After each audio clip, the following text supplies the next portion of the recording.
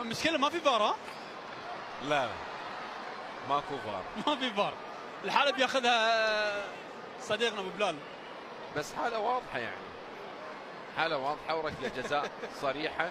قلت لك لازم يسجل اليوم وبعد برا.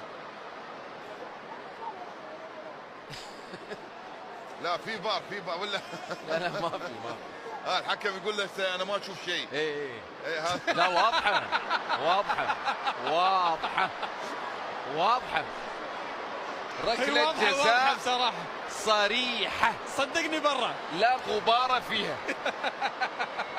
يعني شفت شلون العرقله على مستوى انه ضرب وجهه في يده، ضرب وجهه بيده.